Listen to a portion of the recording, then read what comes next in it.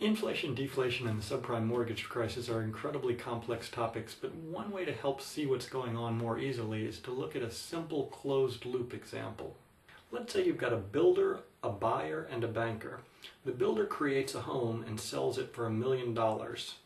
The buyer doesn't have that $1 million, so he goes to the bank, and the bank creates $1 million out of thin air using fractional reserve banking. That $1 million then goes to the builder, and in this closed loop, the builder now has $1 million. That's new money that's been created out of thin air, and it's new money into the system. So in a closed loop, the buyer can only get that money to pay off his mortgage by going to work for the builder.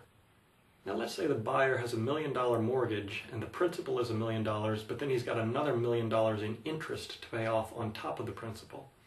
So he has to pay off the interest first. So he goes to work for 15 years for the builder in order to earn back that $1 million and pay it on to the bank as interest on his loan, which the interest is paid off first.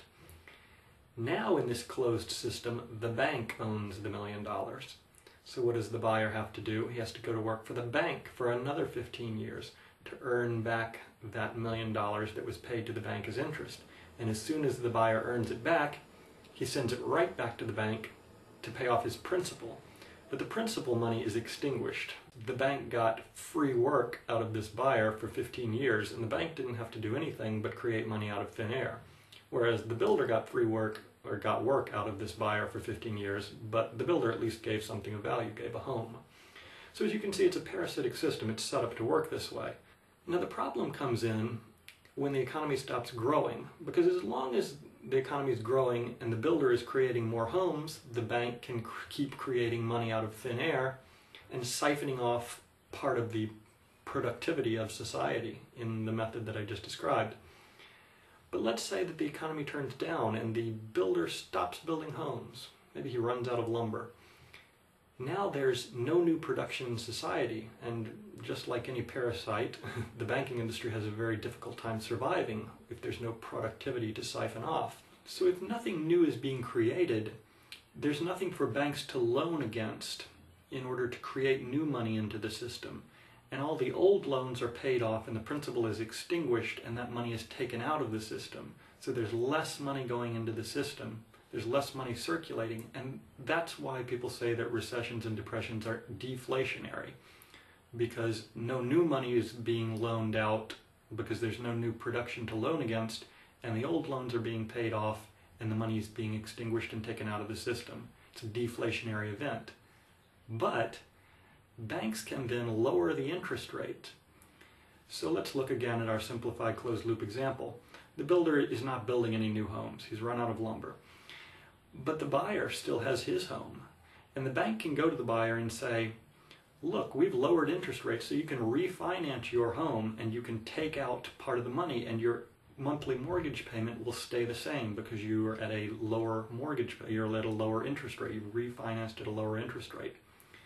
So that's basically creating new money and throwing it into the system. But now the banks aren't parasitizing the production of society, they're parasitizing the value of the money. So the people that suffer in this instance are the people who have saved money. Banks can continue to lower the interest rate or convince the central bank, the Federal Reserve, to lower the interest rate and allow this new money to be created.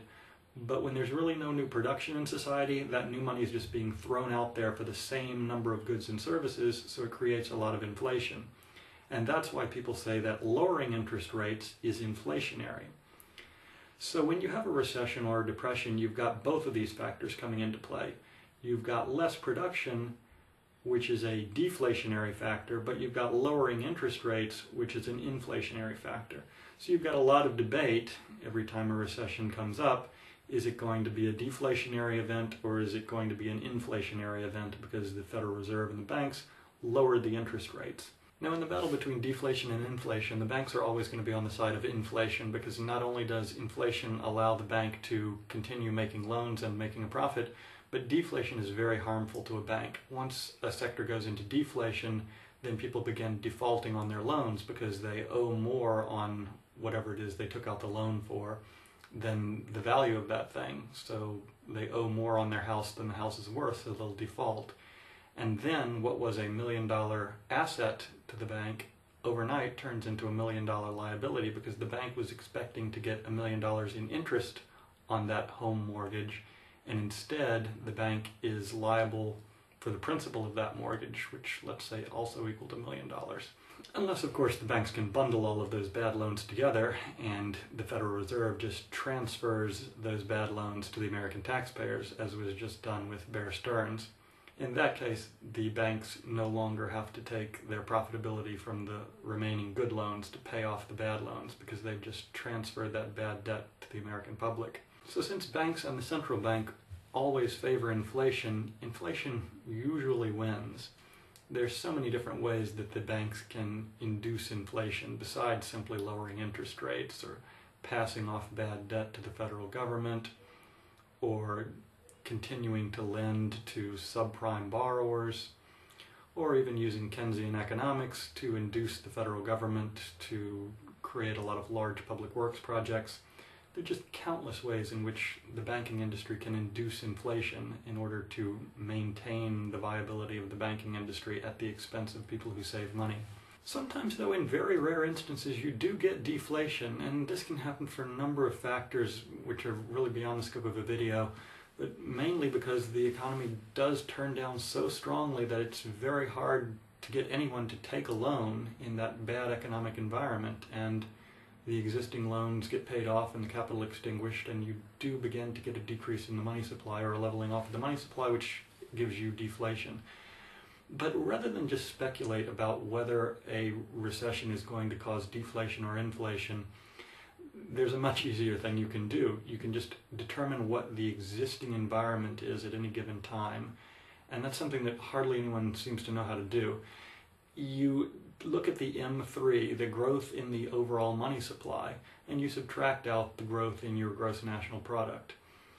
And this basically tells you how many new goods and services are being created and how much new money is being created. So for example, if no new goods and services are being created, but there's 10% more money being created every year, you're eventually going to have 10% inflation a year.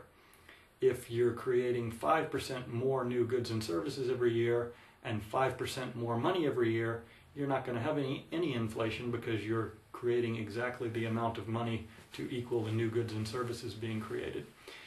And this is probably why the federal government no longer reports M3 data and also tends to tweak the gross national product data so that people can't really calculate how high inflation is.